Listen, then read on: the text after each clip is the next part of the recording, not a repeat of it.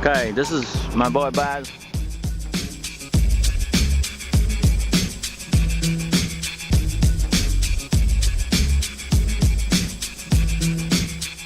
What do you call it? We are a group called Limerockers. We've only been semi-established for about a year.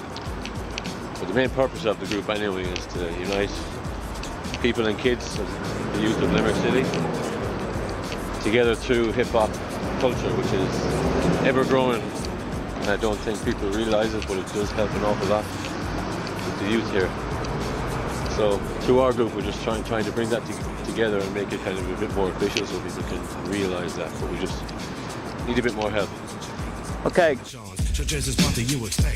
Question anyway, but can you break down for us the main building blocks of hip-hop? What do we got there?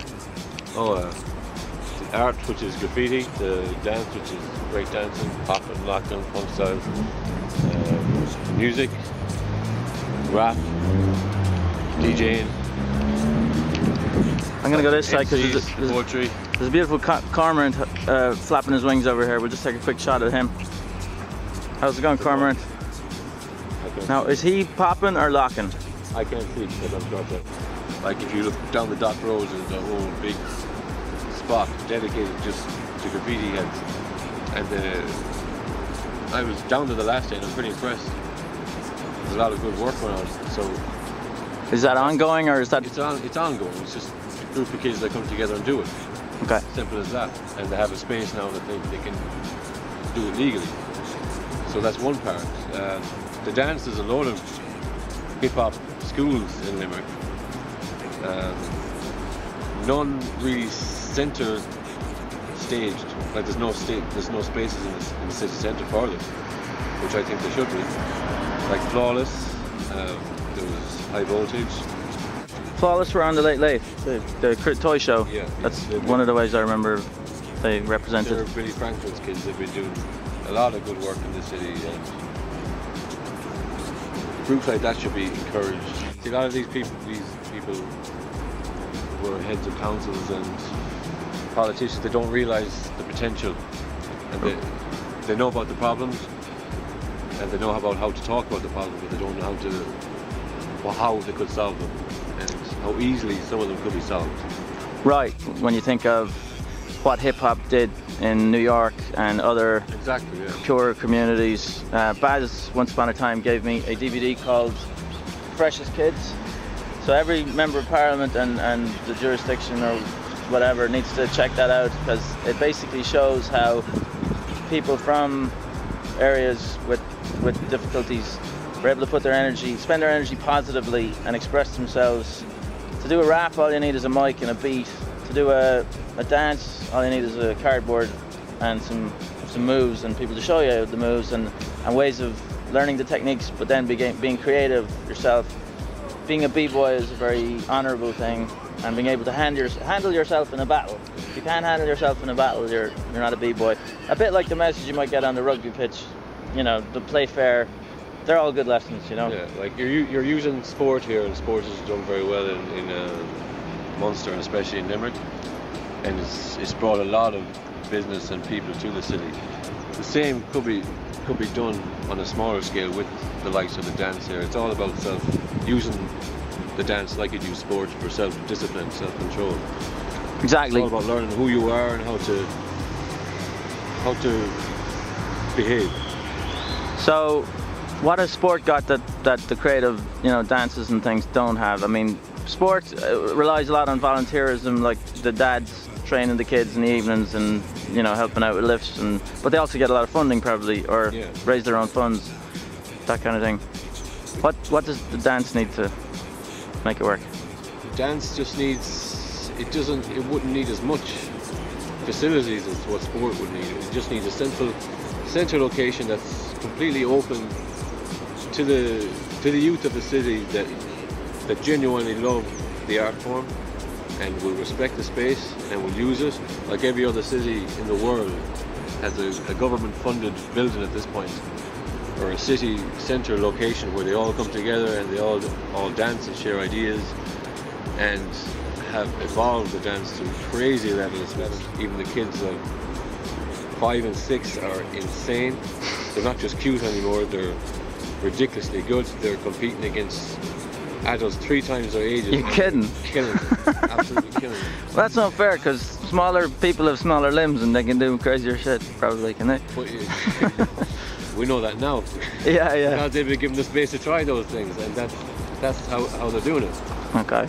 So, I think, sorry to interrupt, like the thing about YouTube and connectivity and seeing each other online and stuff, like people in Limerick can resonate with people all over the world. Like you yourself have competed in London and other places overseas, along with doing, what do they call them, flash mobs in the city centre. You've done all kinds of events. But if you can feel connected with an outer thing, it's very powerful, and Limerick stops being a cul-de-sac and can be a player or a... How is Limerick regarded in terms of hip-hop outside of here? Outside of here, it has a large base for going back years. Like there's a lot of... Check reeling in the years. Isn't there footage of the boys outside Todd's? There's a lot of people that have... Like that's reeling in the years would show you the 84 dance part, which is a lot of old school heads around here that don't dance anymore, but still love the idea and still would love to see it grow, and know the benefit of from when they were young, what it did for them. They've developed as people.